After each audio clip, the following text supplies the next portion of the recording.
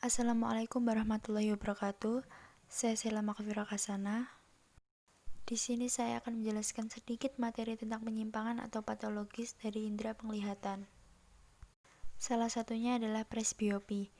Definisi dari presbiopi adalah kondisi mata yang kehilangan kemampuan fokus secara bertahap untuk melihat objek pada jarak dekat. Presbiopi juga merupakan salah satu hal yang akan dirasakan manusia sebagai bagian dari proses penuaan tubuh secara alami.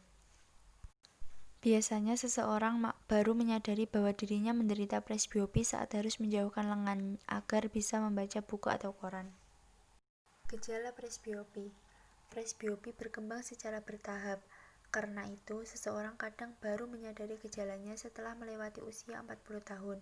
Beberapa gejala yang umumnya dialami oleh penderita presbiopi adalah kebiasaan menyipitkan mata, kemudian butuh lampu lebih terang saat membaca, kesulitan membaca huruf yang berukuran kecil, penglihatan kabur ketika membaca pada jarak normal, sakit kepala atau mata menegang setelah membaca dalam jarak dekat, kemudian yang terakhir, kecenderungan untuk memegang objek lebih jauh agar huruf lebih jelas terbaca. Penyebab presbiopi.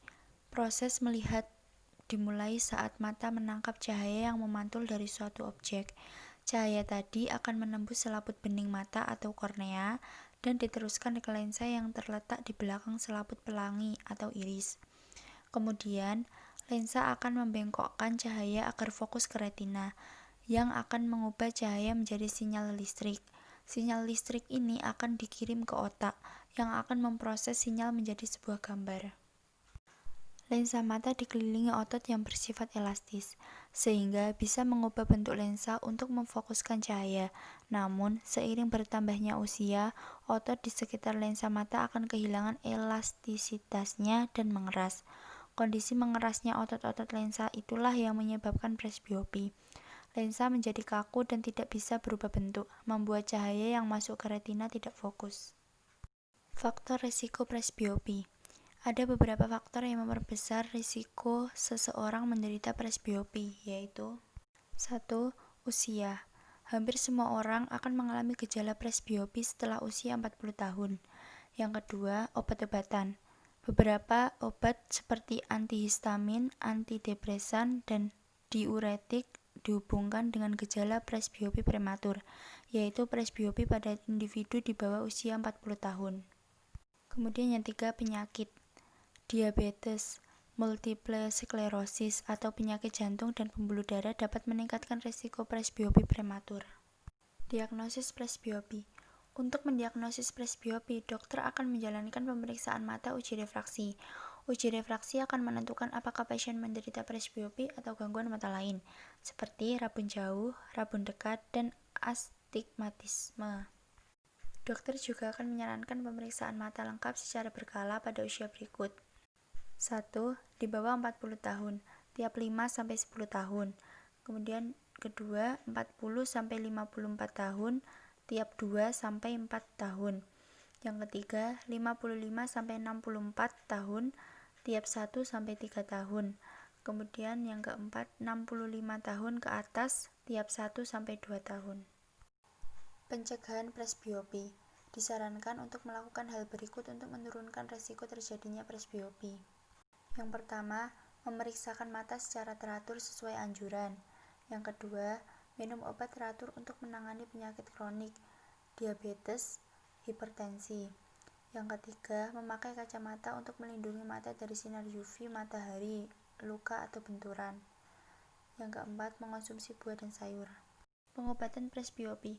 Beberapa metode untuk mengatasi presbiopi adalah 1. Kacamata. Penggunaan kacamata adalah cara sederhana dan aman untuk menangani presbiopi. Pasien dengan kondisi mata yang baik sebelum mengalami presbiopi dapat memakai kacamata tanpa resep dokter. Namun pada pasien yang sudah memiliki gangguan mata sebelum presbiopi, dokter akan meresepkan kacamata dengan lensa khusus. Yang kedua, lensa kontak. Pasien yang tidak ingin mengenakan kacamata bisa mengenakan lensa kontak. Namun, lensa kontak tidak bisa digunakan pada penderita gangguan kelopak mata, gangguan saluran air mata, dan mata kering. Yang ketiga adalah bedah refraktif.